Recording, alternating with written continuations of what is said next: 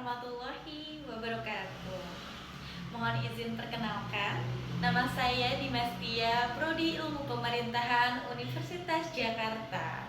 Akan melakukan sebuah pidato yang berjudul Ibu Gen Z di Tengah Krisis Identitas Antara Diri Sendiri dan Peran Keibuan sebagai tugas 3 mata kuliah Public Speaking.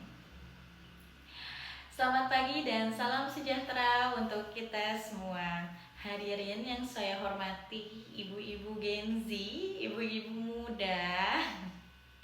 Izinkan saya mengawali pidato ini dengan satu pertanyaan sederhana.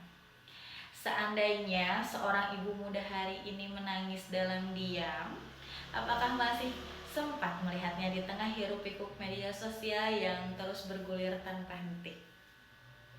Kita hidup di era di mana menjadi seorang ibu bukan hanya tentang mengurus rumah tangga, tetapi juga tentang bertarung dengan ekspektasi sosial, tekanan ekonomi, dan citra diri di dunia digital. Generasi Z yang dulu dikenal sebagai generasi paling adaptif terhadap teknologi, kini sudah memasuki babak baru sebagai ibu muda. Namun, di balik senyum di Instagram dan video lucu bersama anaknya di TikTok, sering tersembunyi krisis identitas yang dalam antara keinginan untuk menjadi diri sendiri dan juga tuntutan menjadi ibu sempurna di mata publik. Menurut data dari WHO, lebih dari 25% ibu muda mengalami stres atau depresi pasca melahirkan. Di Indonesia, angka ini semakin meningkat seiring maraknya budaya perbandingan. Di media sosial, ketika setiap aspek kehidupan menjadi ajang pembuktian, di titik inilah banyak ibu Gen Z merasa kehilangan jati diri. Mereka bukan lagi hanya perempuan yang berjuang mendidik anak, melainkan individu yang sedang mencari makna eksistensi di tengah tekanan modernitas. Sebagai bagian dari generasi yang tumbuh bersama teknologi, ibu-ibu Gen Z menghadapi tantangan ganda, membangun identitas pribadi sekaligus memenuhi peran keibuan yang menuntut waktu, tenaga, dan juga emosi. Mereka juga harus pandai menavigasi ruang digital di mana satu unggahan saja bisa menjadi sumber validasi sekaligus tekanan sosial.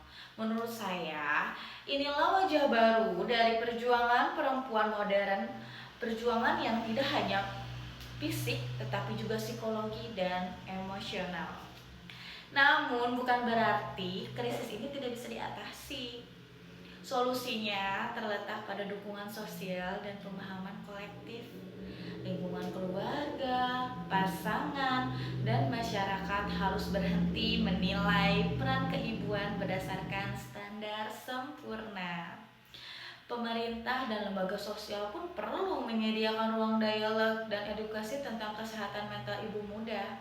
Lebih dari itu, setiap perempuan perlu diberikan kebebasan untuk tetap menjadi dirinya sendiri tanpa kehilangan martabat sebagai seorang ibu.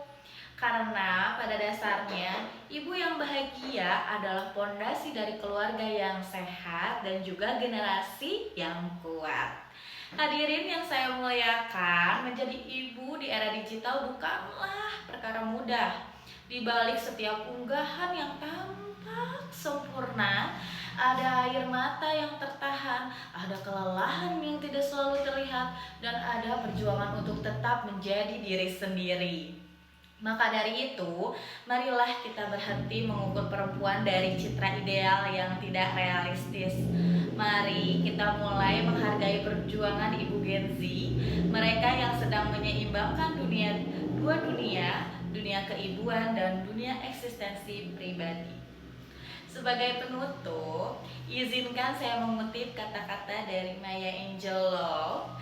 To describe my mother would be to write about a hurricane in its perfect power.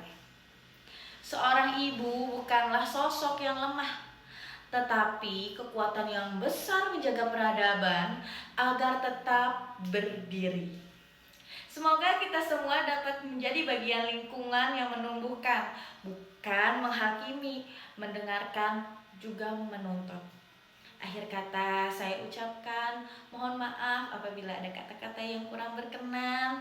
Terima kasih dan